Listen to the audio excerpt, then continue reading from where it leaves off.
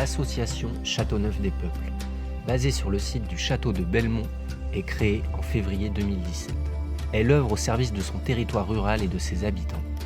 Elle agit autour de différentes thématiques, l'écologie environnementale et humaine, les patrimoines, bâtis, culturels, paysagers et historiques, par leur préservation et leur valorisation, et participe au développement d'une économie locale. Elle tisse des liens et ainsi prend part aux dynamiques associatives et institutionnelles sur son territoire et au-delà. Dans le cadre de sa programmation culturelle, elle propose une offre diversifiée et de qualité, associant professionnels et amateurs dans le domaine de la musique, des arts du cirque ou de la danse, allant de la création à la représentation, en proposant des résidences d'artistes, de compagnies, des spectacles. Elle réunit différents publics, public jeune, familial, ancien, pour ses spectacles comme pour ses activités.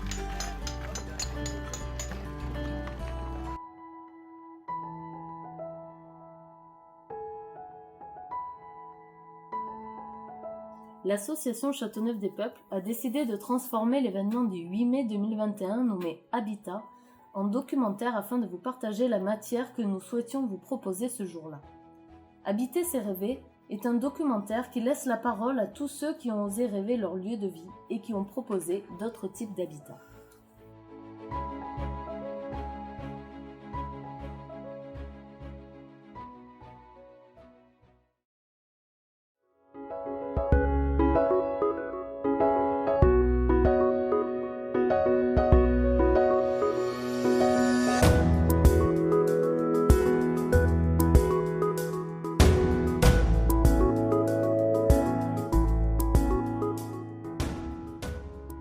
Nous nous sommes rendus chez Merlin, charpentier constructeur à Auch, qui a entrepris la construction de sa roulotte. Il nous en parle, nous raconte son projet. Je pense qu'il y a plusieurs définitions des roulottes. Il y a les roulottes, on va dire, tziganes, trad à l'ancienne, qui vont toutes se ressembler plus ou moins. Et de là, je pense qu'est partie une dérivation, donc la tiny house. Et la tiny house, elle est bloquée dans des réglementations au niveau du poids et tout ça. C'est pour ça que je suis parti plus sur roulotte, moi, avec l'idée que c'est pas forcément bloqué dans le poids ni trop dans la taille. Bon, le châssis il fait 9,60 m sur 2,30 m. 2,30 m intérieur une fois fini. J'ai pas mal de hauteur sous plafond, mais ça c'est dû au...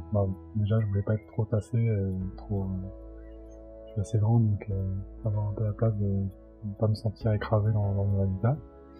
Et l'histoire de l'extension coulissante, ça me fait perdre dans l'extension, je perds de la hauteur parce qu'il y a une marche pour monter dans l'extension et le plafond passe en dessous du plafond de la roulotte. Donc ça me fait perdre de la hauteur, donc pour pouvoir tenir aussi debout dans l'extension, j'étais obligé de partir sur quelque chose d'assez haut. Tout en considérant le fait que je dois sortir du hangar. Merlin s'est réapproprié le principe de la roulotte pour l'adapter à ses besoins. Cette dernière, de 20 m² plus 3 m² d'extension, est pensée de manière à accueillir une chambre, une petite cuisine, un coin repas et un sanitaire. À terme, il créera une extension, une terrasse, plus une cabane de 20 m² pour accueillir une chambre-bureau supplémentaire.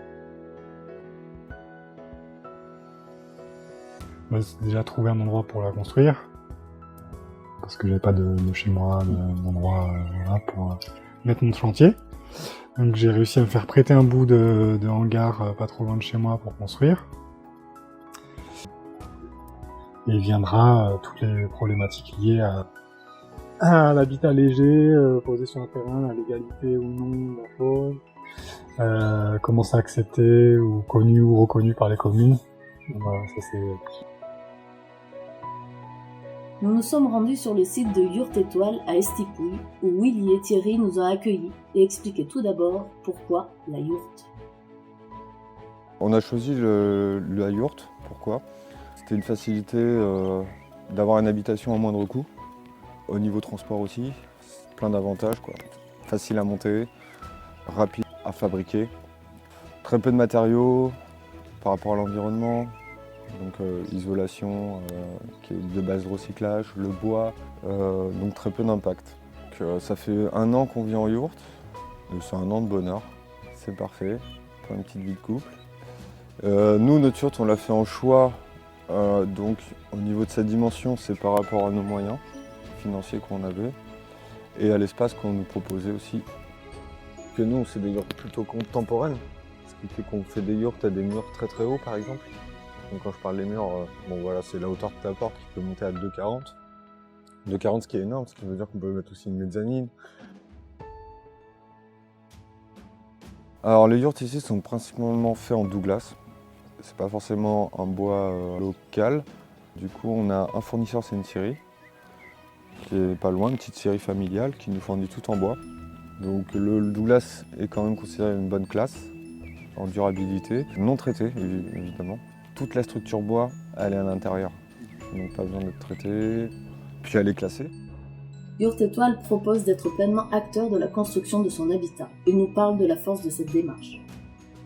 On donne vraiment la possibilité aux gens qui n'ont pas forcément beaucoup d'argent de faire un habitat par eux-mêmes, et je trouve ça important de revenir à cette idée de faire soi-même son habitat, de prendre conscience de là où on vit, de prendre conscience de l'effort et la difficulté physique aussi que ça peut entraîner, et je trouve que ça peut aller que dans une bonne démarche, que ce soit sociale ou environnementale. Enfin, je la construis moi-même, je l'ai construite de mes mains, quoi. C'est ça, la D'accord. satisfaction ça peut entraîner, et on a des gens qui arrivent ici qui savent pas se servir d'une perceuse en arrivant, et Oui, donc c'est c'est ça, aussi c'est chouette ça. de se dire que en repartant ils ont leur maison et que c'est eux qui l'ont fait du coup. Ouais. C'est ça.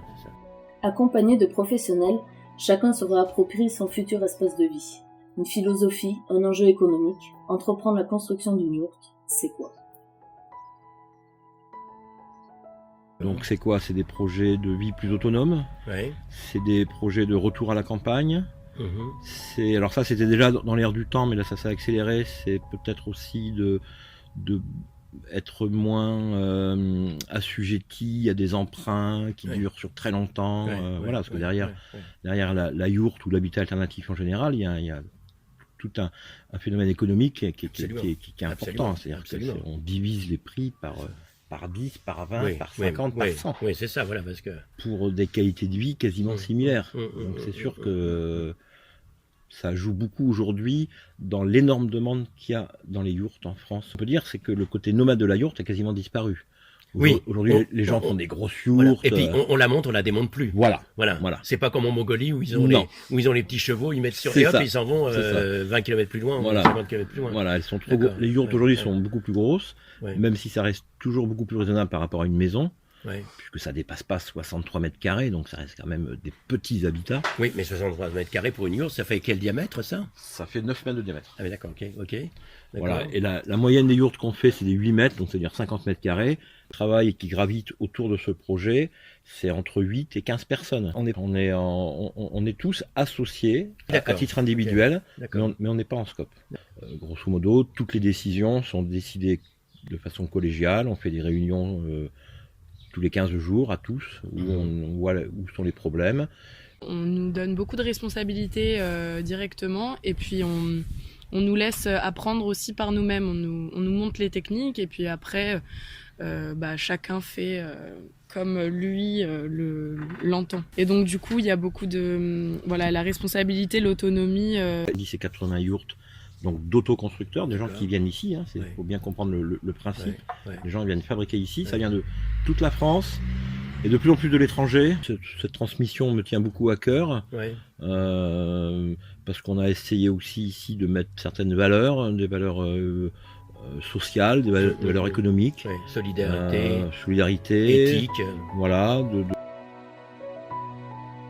Dans cette démarche inclusive, où Yurt Étoile laisse la place à l'expérimentation pour tout constructeur et tout novice, d'autres formes de yurts sont développées, et notamment des dômes géodésiques. Les dômes géodésiques habitables, on en a fait un.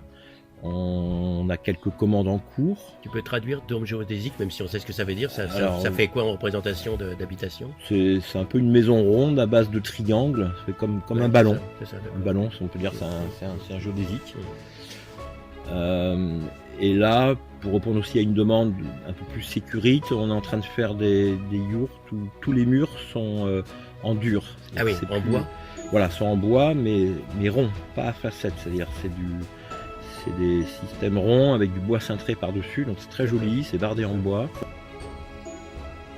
On comprend que les formes d'habitat proposées s'adaptent aux besoins actuels des futurs habitants. La yourte, ici, dans ses nombreuses formes, déconstruit l'idée d'un habitat précaire. Moi, personnellement, ma yourte, j'ai la douche, j'ai le lave-vaisselle, j'ai mon poêle à granulés, j'ai toutes les lacs, l'eau. C'est une maison, c'est le confort moderne, quoi. Dans la tête des gens, pour pas mal de personnes, des fois, la yourte reste... ils mettent une yourte, c'est des routes, il y a un préjugé derrière, ou je sais pas, une idée qui est un peu faussée sur cet habitat, des fois, pour pas mal de gens. Et non, on montre que ça reste une maison avec bien vitré, très éclairé, le confort. C'est dans la campagne occitane que Clément nous a accueillis au cœur de sa maison, entièrement autoconstruite avec des matières premières locales et de nombreuses techniques ancestrales. Un habitat qui nous invite à la rêverie.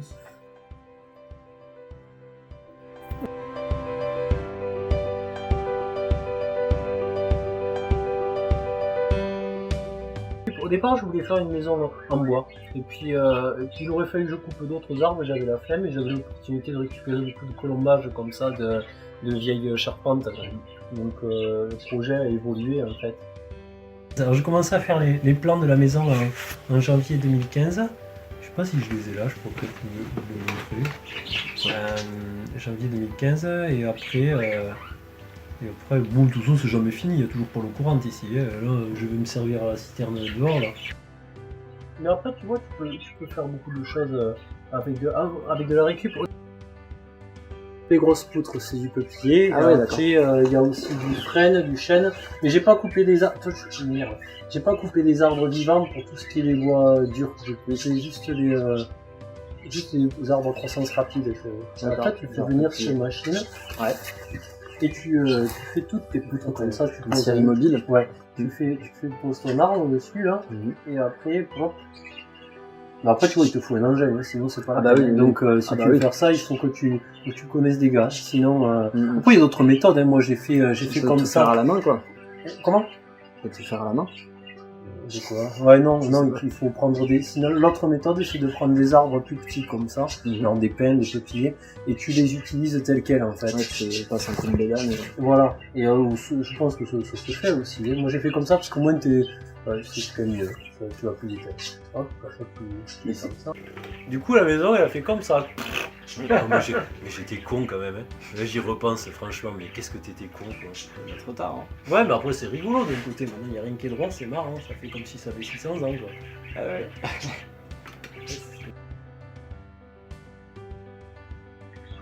Ouais, en fait, on s'est fait des échanges d'heures avec ce pote. Je suis venu travailler tant d'heures chez lui, il est venu tant d'heures chez moi. On a tout noté sur un papier, c'était hyper rigolo comme ça, et t'es sûr de pas t'embrouiller. Parce que c'est chiant, des fois avec les potes, tu vas les aider, tu sais pas combien de temps s'y passe. Moi, je suis partisan de tout noter, pour pas qu'il y ait d'ambiguïté.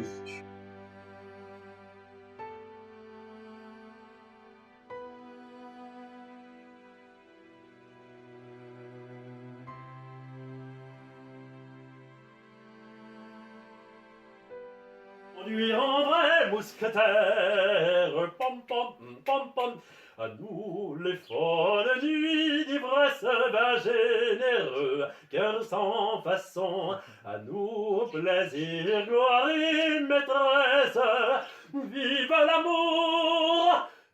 l'amour et les chansons.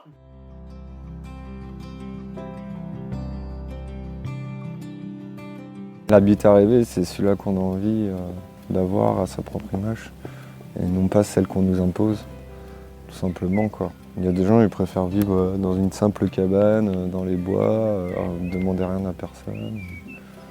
Voilà. Il y a des gens, c'est des carters, d'autres c'est des yurts, d'autres c'est des zones, d'autres c'est des milliers d'habitats, roulottes, caravanes, mobil-home, tipis. Des habitats, il y en a des milliers, quoi. Conteneurs. Ouais, chacun, tout le monde peut trouver son bonheur.